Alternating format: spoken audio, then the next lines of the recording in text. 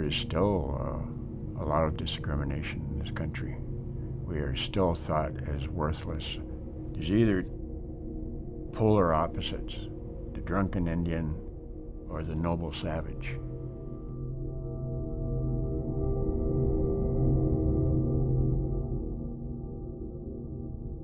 I can get used to being followed around in stores and stuff like that, but when it comes to me seeking professional help, I thought I deserved a bit more respect, or at least to be spoken to with kindness. I remember feeling it in my chest instantly. It didn't feel right, but it still took me a moment to even figure out what was happening. I was really sad. I was kind of in a dark space. I was like, well, nobody cares about me or my baby. The way they look at you and what they think, how they're looking at you. You feel it in the air somehow.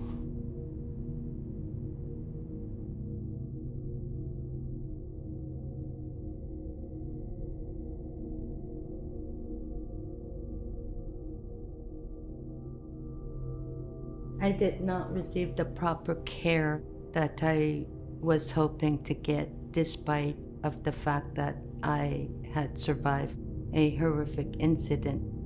I also use, counseling services to help me get out some of my frustrations and anger at how I'm treated sometimes in society. I was angry after I was out of the hospital. I was kind of raged, and I was like, why did this happen? I wish I could have said something. I was almost at a loss for words. I was so angry, And I said, it's like, this is the worst hospital. I can't believe I'm in Canada and, being treated like this. Believe that there is something about being Native and the way Natives are treated in institutions.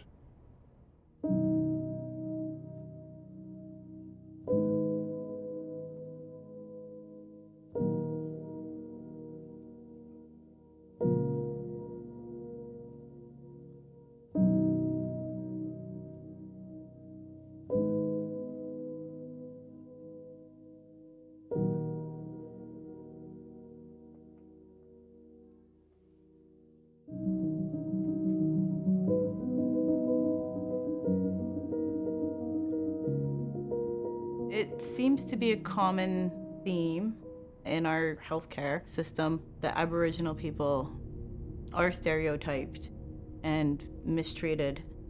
They get brushed off, swept aside based on their ancestry, their ethnicity. You hear a lot of comments about alcoholism, drug addiction. You're just there for something. Or you're only sick because you drank too much. Or, it's not because of an actual serious illness that you may have. I find a lot of the times they look at you like you're less of a person. It was a few days before Christmas. I was out having, an evening with some friends. I wanted to get some fresh air. I knew that there was this path close by my home. Regular Canadian, coming home, walking home.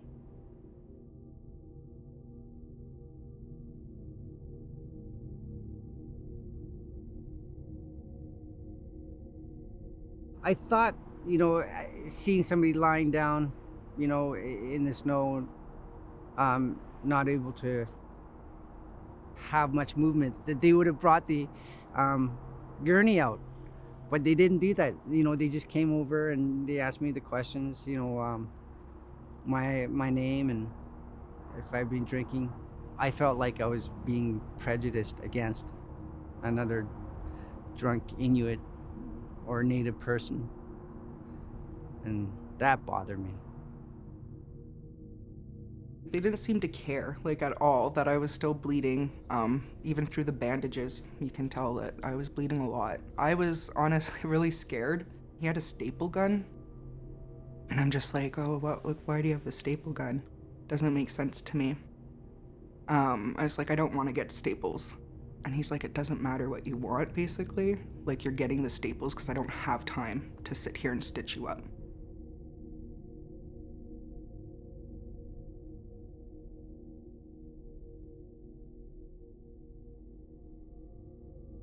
Which to me, it was like, I know that this is gonna scar worse, that it's not gonna heal properly, and then I'm gonna have to go and get these taken out when you could have simply stitched me up, they would have fallen out on their own, and it would have healed properly.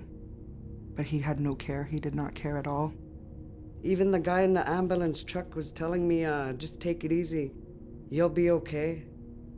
And I'm like, can I have some water? I'm so dehydrated. I need some water or something. I haven't eaten in 2 days.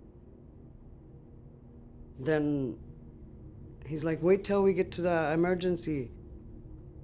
And I kept waiting. I'm in pain, and they could not figure out what's wrong, and I could not explain what happened, or I don't know what's wrong with me inside. The paramedics, filled their paperwork out, and, then I began waiting, to get an x-ray done. But after that, then that's when things, started getting ridiculous.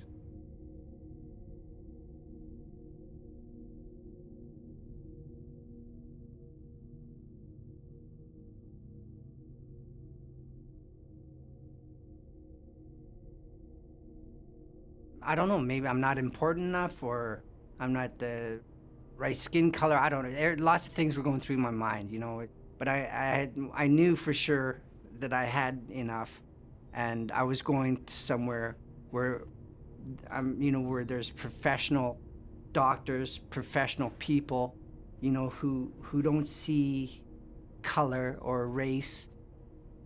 Maybe it's just because I look like an Aboriginal person. Like I said, you don't have to say anything to feel you're being, prejudiced against.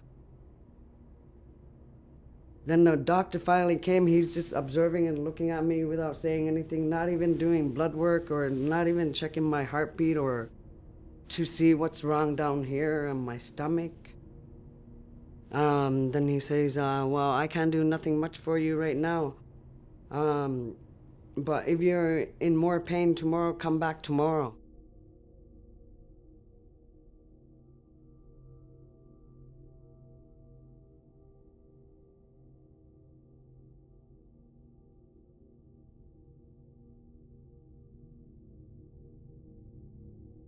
I just don't want anybody to go through what I went through.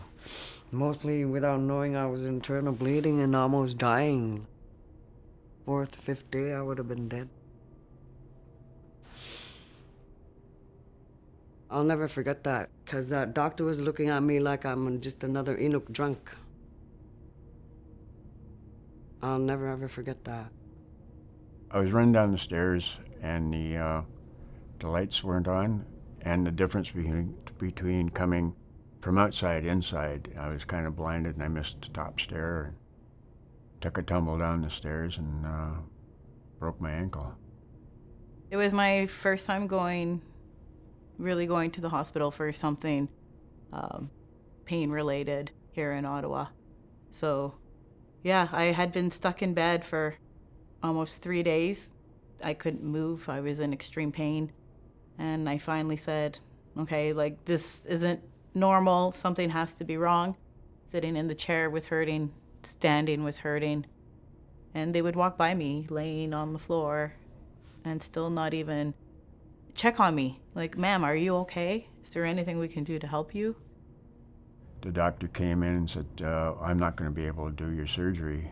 I wanted to, but my shift's over. So another doctor will be in to see you, and we are having trouble finding your file.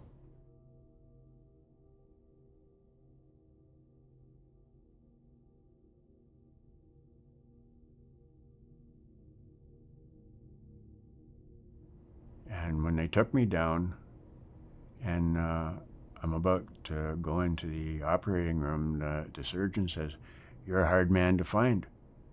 I said, "Well, I didn't go anywhere." He said, "Well, we lost you." And I just couldn't figure out how do you lose an individual in the hospital, lose their files first, and then lose the patient. When they kept telling me that it was a muscle spasm, that it's maybe a pulled muscle, they were downplaying my level of pain and the situation of what it was, that's when I knew that they weren't believing me. That they thought that I was there for another reason.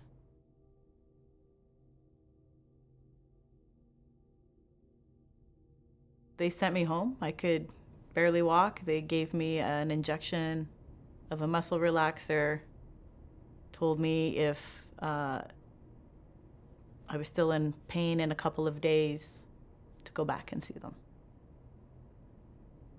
Yeah, and I could barely leave the hospital, walking, crying in tears.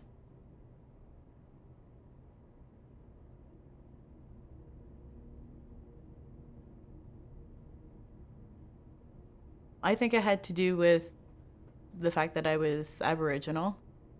They ask when you get your intake, what's your nationality? Do you identify? And I said, yeah, I identify as Métis. And they check your little box.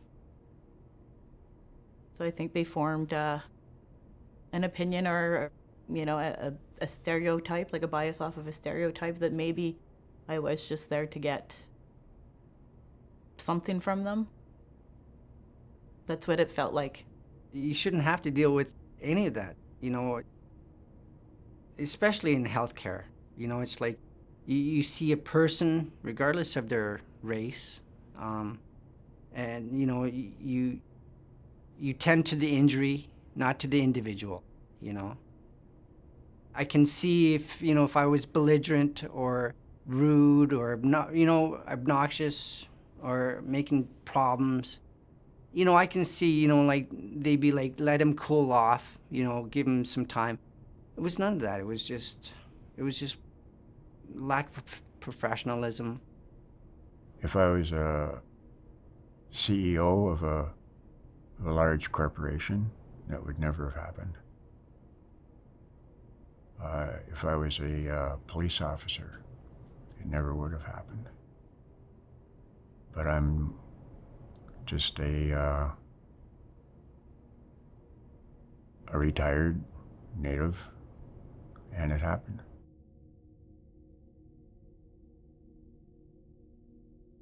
The other moms, they seemed happy, and I would notice the nurses going like in and out of their rooms, or I'd hear them next to me and stuff like that, getting the care that they need. There was no issue.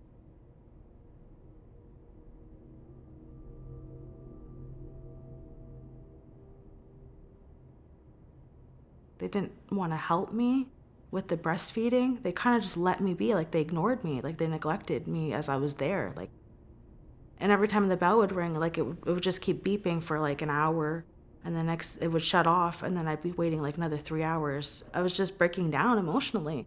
So then I was kind of acting confrontational a bit, right? Okay, well, kind of giving a little bit of attitude, okay, well, you guys don't want to help me. You know what I mean? You guys never, you guys don't answer my calls when I ring the bell for the help, and it's just I was just getting fed up and nervous. So every time they came in, I was just anxious, and I guess it would show my attitude in the way I was. So then they said, okay, we're gonna call a social worker in here.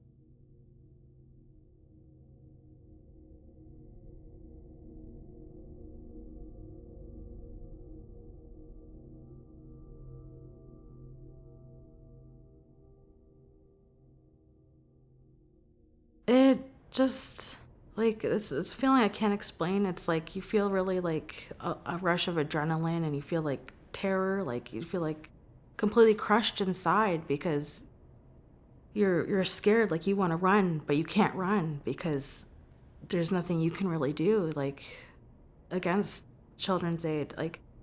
You have to listen, their authority, right? So, but at the same time, you just want to escape.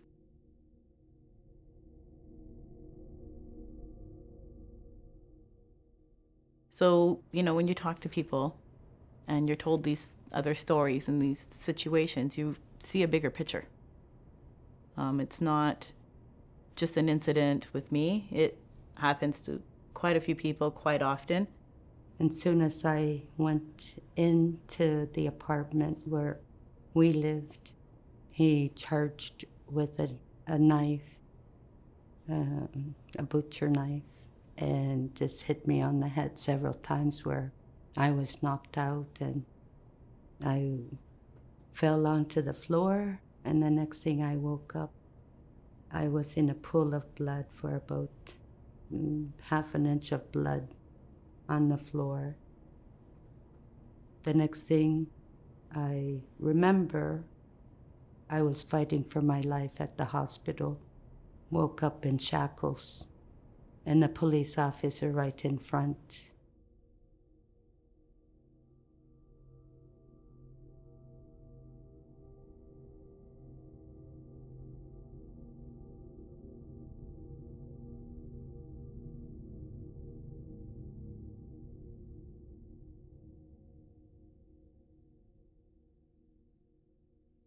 I was just appalled, like, what have I done? I am a survivor of a horrific incident here. Why am I in straps? The nurses didn't really believe me because they had a pain scale, so they'd be like, how much is your pain? Like from 0 to 10, 10 being the worst. And I'd say like 7 or 8, and they're like, that can't be possible because you're not crying or you're not doubled over because of the pain.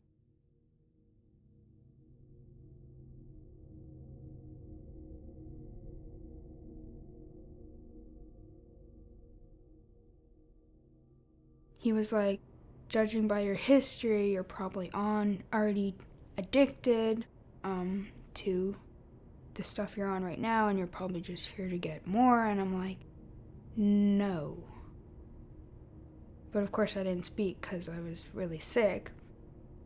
So I was just laying on the bed, like, listening to it, and I'm like, this is not right. So I just kind of felt really offended because my culture's trying their best to what happened in the past from generational trauma, and he's just going and saying, oh, well, you're probably addicted, when really he's just going on what the past was in my culture.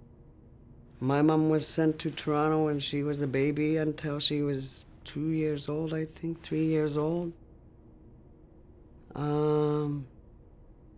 I think she was taken away by the doctors thinking that she had TB, and she was gone for 2 years. That's what I hear from the stories from back then.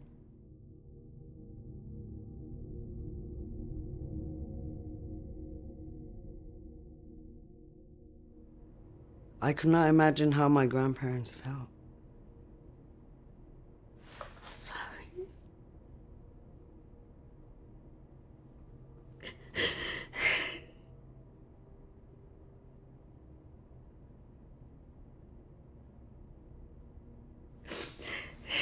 And my mom was just a baby. My Aunt Sarah, that's my mom's older sister, always talk about it when she came back from Toronto, that my mom was not the same as a baby. From a very young age, I can remember doing everything and anything to avoid going to the doctors. It's a lot of anxiety around going and feeling really uncomfortable, feeling like someone has more power than you do over your body in a setting where you've always been taught it's okay to go to the doctor, it's okay to undress, it's okay to do all these things, but your body has a physical, like, you lock up, you don't want to be there, you feel like you have to be there, but there's almost like an instinct to run.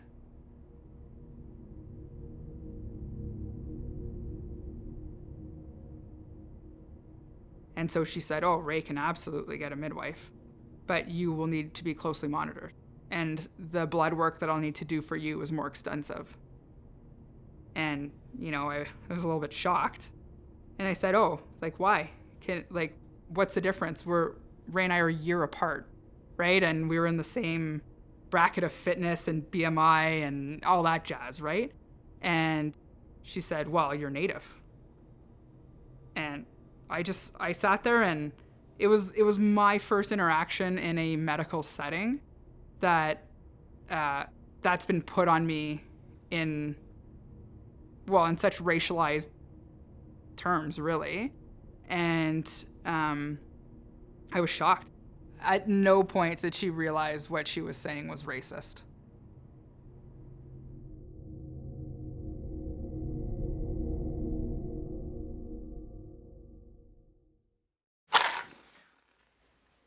We're moving things forward. We cannot remove our own identity, who we are. It has been brought from our ancestors onto us to teach our young generation to stand up and speak. That was taken away from a lot of the indigenous elders in our communities. They were silenced. We are resilient. We are still here. We are moving to make things right, and we're going to make a change, and it's starting to happen.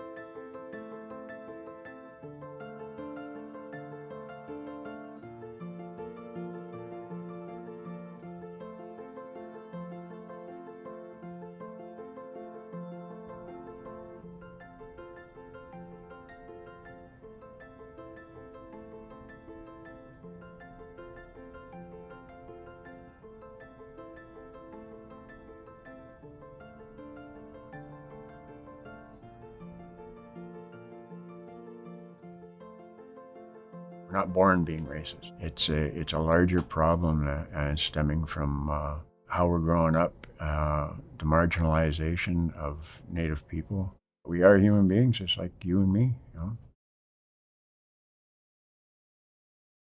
We all count.